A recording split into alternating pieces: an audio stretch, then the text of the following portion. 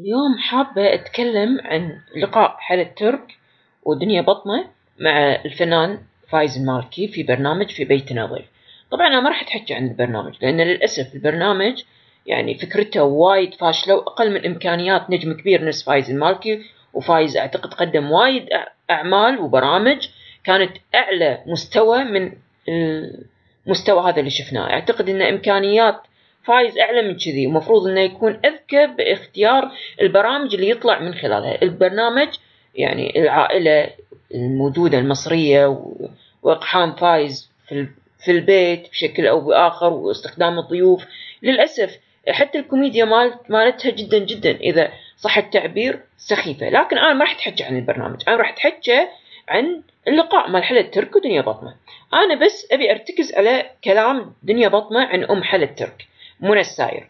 أنا ما أدري الصراحة، يعني أول مرة أتكلم بعد يعني صار لنا أكثر من 2 إلى 3 مع موضوع منى الساير وحلا الترك ومحمد الترك ودنيا بطمة. ما عندنا غير هالمعارك، المعارك اللي هم أعلنوها كامل إرادتهم في السوشيال ميديا. يعني صار لنا 3 سنين وإحنا نسمع ردح ودنيا وهذا تسب وما شنو. أم حلا الترك تتكلم منى الساير، كذلك أم محمد الترك، وحرب يعني للأسف صاروا مشهورين بحربهم ويا بعض أكثر من مشهورين بأعمالهم. يعني أنا نفسي أعرف أنت الحين في اللقاء هذا اللي سويتيه دنيا بطمة في برنامج في بيتنا ضيف مع فايز المالكي، أنا نفسي أعرف دنيا بطمة أنت فنانة لك صوتك وعندك هذا. أنا ما أتحكى عن قيمتك الفنية، لكن أنا أتحكى عن اللي أنت قلتيه في البرنامج. أنا نفسي أعرف، أنا ما أدري إيش دخلك بهاي المعركة اللي بين محمد الترك وبين منى الساير. هم كانوا في يوم من الأيام عائلة، وإلى الآن عائلة. حتى لو كان طلقها في الآخر هي ظل أم عياله الآخر يوم في الدنيا، إن سواء من أراد أو رفض من رفض. وهذه مشاعر أم، حتى لو هي كانت أسوأ إنسانة أو أفضل إنسانة في الكرة الأرضية. يعني هذه مشاعر أم. أنت في النهاية دخلت نفسك في معركة ما لك فيها صراحة. يعني أنا ما أدري، أنت خذيت الرجال اللي هو محمد الترك، ما حد اختلف معاك في هذا الأمر لأن هذه حرية. ومحمد الترك لا هو لا آخر ولا أول واحد يتزوج ثانية وثالثة ورابعة، عادي. أعتقد يمكن الأشخاص الغير مشهورين معروفين يعني يمكن متزوجين أكثر من محمد الترك. وللأسف إحنا ما عرفنا محمد الترك، يعني لما قاعد يقولون والله منى الساير تبي تدور الشهرة. زين أوكي، مع احترامي لك محمد الترك إحنا ما عرفناك إلا لما طلعت على السطح يعني حلا الترك بنتك ومن خلالها اشتهرت ومن على أساس طلعت، وبعدين كنت تغني. يعني يمكن تغني من قبل بس احنا ما عرفناك. ترى هذا حقيقة، لا يعني ما اعتقد ان انت يعني تنكرها. يعني حتى لو يعني ما اعتقد ان انت مثلا يعني عبد الكريم عبد القادر ولا انت عباد الجوهر ولا انت يعني من الستار. احنا عرفناك من خلال حلا الترك. بس انا نفسي اعرف يعني كمية الردح اللي قاعد يتسوونه في السوشيال ميديا ومن خلال البرامج والصفحات التواصل الاجتماعي والتلفزيون والماشن. ما كفيتوا، ما شبعتوا، وبعد تقولون لا والله الناس هم يتدخلون في حياتنا. لا والله انتم فاتشين يعني باب حياتكم شرعينه، صاير باب حياتكم باب على الشارع اللي يعني اللي مار واللي رايح يطمش ويتكلم ويتسلى. ترى على فكرة السالفة ما عادت مسلية. المشكلة في حلا الترك الصراحة لما تقعد تحكي تقول أنا أمي ستيل أمي، لكن أنا أحب خالتي دنيا بطمة وما شنو. أوكي حبيها ما حد. عموما ترى مو دايما يعني زوجة الأب تكون هي الشريرة اللي بالفيلم. ترى على فكرة في زوجات أب كانوا في يوم من الأيام شخصيات زينة، يمكن أشياء سووا أكثر من الأم، لكن هذا لا ينكر وجود الأم أو يعني فاستغرب. بس عموما يعني أنا على فكرة الناس لما يعني أنا بتحكي عن سالفة إن الناس قطوا الأكو والماكو على فايز المالكي إنه والله أنت فايز أنت شكد مدخل بسالفة الحريم ليش متحكي. هذا يا جماعة يعني شيء ما يقدر يتخطاه، هذه مهنية، هذا شغل، هذا ما في مجال والله أنت داخل بين حريم. وبعد موضوع مشرع يعني مشرع على آخره. يعني أقول لكم باب حياتهم باب مفتوح على الشارع حق اللي رايح واللي راد، اللي يفهم بالفن ولا ما يفهم بالفن، واللي يفهم بالأشياء الاجتماعية ولا ما يفهم. الناس كلها قاعد تتسلى. فياي الحين على فايز المالكي. أنا ما دافع عن فايز، بس فايز أنا أعرفه يعني في فترة من الفترات كنت تعاملت وياه، يعني رجل قمة بالأخلاق، بس هذا موضوع، هذا شغل ما فينا جايبينهم في لقاء تلفزيوني مستحيل يتخطى.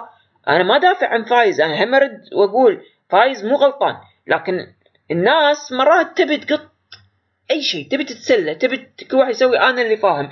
انتم كم تحكون عن فايز المالكي، فايز المالكي تحكي فتح الموضوع على قولتهم نص تبطيلة باب، ما فتح الباب كله، لان ما شاء الله الباب كله اساسا هم شايلين الباب. دنيا بطمة، حل الترك، محمد الترك، ومنى الساير، انه حق القاصي والداني انه يتحكى. لكن انا نفسي اعرف انتوا الحين مسكتوا فايز المالكي وما ادري شنو وماسكين في دنيا بطمه، انتوا تعالوا ليش ما تحكون عن حل الترك؟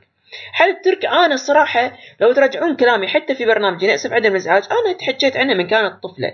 البنيه هذه اساسا ما عدت عليها طفوله في حياتها. البنيه انا هذه من زمان انا تحكيت ان شايفه نفسها ومغروره، ولا تصرفاتها تصرفات اطفال، وفيها شوفه نفس، وفيها انا بين قوسين وقاحه. البنيه هذه فيها كميه وقاحه انا ما شفتها على اطفال من ايام ما جابوها هني في الكويت في مسرحيه، واليهال يطلعوا لها المسرح اساس انه يصورون وياها تدزهم، واستو محمد الترك يدزهم وما شنو. ما هذول ترى لا حاطوا لكم سعر، هذا لولا الياهل يحن ويبكي ويبي يشوف حل الترك على بالها طفله ما يدري انها كنا مره اسلوبها كنا مره عمرها 45، مو كنا ياهل عمرها 12 او 13 سنه.